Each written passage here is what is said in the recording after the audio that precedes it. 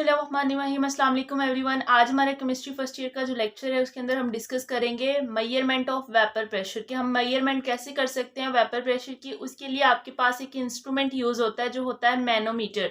Manometer को पढ़ने से पहले आपको ये पता होना चाहिए कि बेसिकली मैनोमीटर यूज किस लिए हो रहा है। तो वो किस लिए यूज हो रहा है कि आप उसके जरिए मेजर कर रहे हैं वेपर प्रेशर। वेपर प्रेशर आप पढ़ चुके हैं कि वो प्रेशर जो वेपर्स की वजह से कंटेनर की वॉल पे एग्जर्ट हो रहा है। तो अब हम बेसिकली इसकी कंस्ट्रक्शन पहले पढ़ते हैं कि इसके अंदर मैनोमीटर को जो आप सारा कुछ कंस्ट्रक्ट करते हैं बनाते हैं वो बनाते कैसे हैं। इसकी डेफिनेशन में आप ये लिखेंगे कि इसलिए इस्तेमाल होता है। उसके बाद आपके पास है कंस्ट्रक्शन में आप लिखेंगे कि इसके पास सबसे पहले आपके पास एक राउंड बॉटम फ्लास्क होती है। ये आपके पास क्या है, राउंड बॉटम फ्लास्क। इसका नीचे वाला जो पार्ट है वो राउंड है ना, तो इसलिए ये है राउंड बॉटम फ्लास्क। इसके ऊपर यहाँ पर ये जो चीज है ये लगा हुआ है कोर कहते हैं ढक्कन को, आप कह लें टाइटली इसको बंद किया हुआ है ताकि एयर इंटरफेरेंस ना हो इसके अंदर। तो ये है आपके पास कोर के बाद यहाँ पर एक टी शेप ट्यूब लगी हुई है। ये टी शेप ट्यूब है और उस ट्यूब पर आपके पास दो स्टॉपर लगे हुए हैं। क्या लगे हुए हैं? स्टॉपर लगे हुए हैं, दो स्टॉपर लगे हुए हैं। ये भी स्टॉपर है और ये भी स्टॉपर है। ये टी ट्यूब है और टी ट्यूब के आगे जाकर एक यू ट्यूब लगी हुई है। अब एक यू शेप की ट्यूब लगी हुई है। अब ये जो यू शेप की ट्यूब है ये इस जगह से ओपन है, ये यहाँ से ओपन है और ये बाहर कोई ना कोई एटमॉस्फेरिक प्रेशर भी मौजूद होगा। अब क्या होगा कि इसके अंदर ये वाली चीज है, ये है आपके पास स्केल, मेजरमेंट का स्केल है आपके पास। और इसको ये जो यू शेप आपके पास ट्यूब है इसको बंद किया हुआ है एक कंटेनर, एक बॉक्स के अंदर। तो इसके अंदर ये जो आप पिंक कलर का देख रहे हैं ये है आपके पास मरकरी Ag। बेसिकली इसको पारा भी कहते हैं उर्दू में। तो ये है आपके पास मरकरी और ये आप देख रहे हैं कि ये फ्लास्क एक चीज में बंद है और ये जिस चीज में बंद है ये है थर्मोस्टेट। थर्मोस्टेट का क्या मतलब है कि इसने आपके पास थर्म मीन हीट और स्टेट मीन कंट्रोल किया हुआ है हीट को। एक स्पेसिफिक अमाउंट में हीट वो दे रहा है। अब जैसे 30 डिग्री पे आपने रखना चाह रहे हैं इस फ्लास्क को, आप नहीं चाहते कि टेम्परेचर हाई या लो हो, तो थर्मोस्टेट क्या कर रहा है, उस टेम्परेचर को मेंटेन कर रहा है आपके पास। तो अब होता क्या है, ये है इसकी कंस्ट्रक्शन। ये सारे पार्ट्स इसमें इस्तेमाल हो रहे हैं। इसमें जो ये वाला पोर्शन है सारा, ये आपके पास कहलाता है मैनोमीटर। ये कहलाता है आपके पास मैनोमीटर। अब इसके अंदर वर्किंग कैसे होती है? वर्किंग इस तरह होती है कि वर्किंग आप देखें कि अभी कुछ नहीं किया आपने, सिर्फ क्या किया है कि इसके अंदर जोन से लिक्विड का आप वेपर प्रेशर फाइंड करना चाह रहे हैं, आपने वो लिक्विड इसमें रख दिया है। आपने वो लिक्विड इसमें रखा है, आपने फर्स्ट स्टेप क्या किया है इसमें वर्किंग अब क्या है, फर्स्ट स्टेप में आपने किया कि इसके अंदर से लिक्विड के हमें वेपर प्रेशर चाहिए कि ये लिक्विड वेपर बने और उसकी वजह से जो प्रेशर हो हमने वो डिस्कस करना है। तो हमें इसके अंदर एयर का प्रेशर नहीं चाहिए। हो सकता है कि जब आपने फ्लास्क बंद की है तो इसके अंदर एयर बबल्स यानी एयर भी ट्रैप हो गई हो। उसको निकालने के लिए आप क्या करेंगे, आप इधर वाला स्टॉपर खोलेंगे। इस स्टॉपर के आगे आपके पास वैक्यूम पंप लगा हुआ है जो क्या कर रहा है, एयर को अपनी तरफ खींच रहा है। आपने ये स्टॉपर यहाँ से खोल दिया। कैसे खोला? ये टूटी की तरह होता है। अब इसको घुमाया ऊपर किया तो नीचे से पाइप यहाँ से खुल गया, यहाँ से पाइप अभी बंद है। तो क्या हुआ कि एक्सेस एयर इस वैक्यूम पंप ने अपनी तरफ खींच ली। पहला स्टेप हो गया कि आपने इसमें से एयर को निकाल दिया।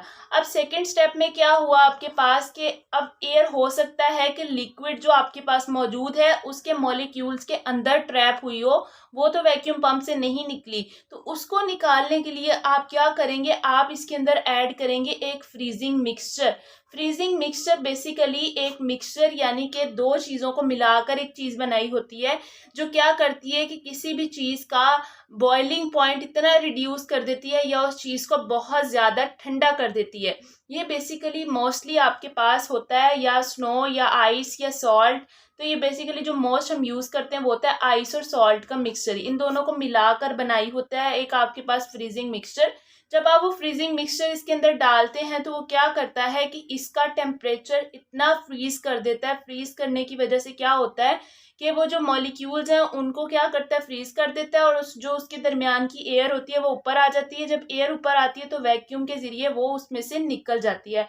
अब इस प्रोसेस को आप 2-3 दफ़ा करते हैं हत्ता कि आपके पास सारी की सारी एयर इसमें से जो है वो निकल जाए। जब एयर निकल जाती है तो आप इस स्टॉपर को दोबारा से कर देते हैं क्लोज ऊपर से टाइट करके। अब आप क्या करते हैं, आप नीचे से इसको देना शुरू करते हैं हीट, एक स्पेसिफिक हीट जितनी आप देना चाह रहे हैं, और एक स्पेसिफिक टेम्परेचर के ऊपर आप एक स्पेसिफिक प्रेशर भी रखते हैं। जब आप ये रख लेते हैं तो फिर आप क्या करते हैं कि थर्मोस्टेट क्या करता है, उस टेम्परेचर को मेंटेन रखता है, उससे ज़्यादा कम नहीं होने देता, ताकि एक सा टेम्परेचर है, एक सा प्रेशर है, उस पर आपके पास वेपर प्रेशर बने। तो क्या होता है कि आपके पास ये स्टॉपर बंद है, यहाँ से मॉलिक्यूल्स होते हैं स्टार्ट इवेपोरेट होना। आपने पढ़ा है कि इवेपोरेट क्यों होते हैं पिछले लेक्चर में। तो इवेपोरेट होते हुए जब वो इधर जाते हैं तो इधर से तो रास्ता बंद है, तो वो किधर को जाएंगे, इधर को जाएंगे। अब इन वेपर्स के यहाँ पर आने से पहले ये अब आपने क्या किया, स्टॉपर खोल दिया। आने से पहले आप देख रहे हैं कि मरकरी दोनों साइड पर क्या है, बराबर है, दोनों साइड पर क्या है, बराबर है। अब क्या होगा नेक्स्ट, वो हम देखते हैं कि वेपर्स बने, वो वेपर्स गए यहाँ पर, यहाँ जाकर ये स्टॉपर खुला था, यहाँ से मूव करते हुए जब वो यहाँ गए तो ये पहले यहाँ पर था लेवल, इसने क्या किया, या यहाँ पर था लेवल, इसने इसको धक्का दिया। क्या किया, धक्का दिया इन वेपर्स ने। जब धक्का दिया मरकरी को तो यहाँ से क्या, वो मरकरी नीचे को हो गया। जब नीचे को हुआ तो इधर से इसको पुश मिला तो वो क्या हो गया, ऊपर को हो गया।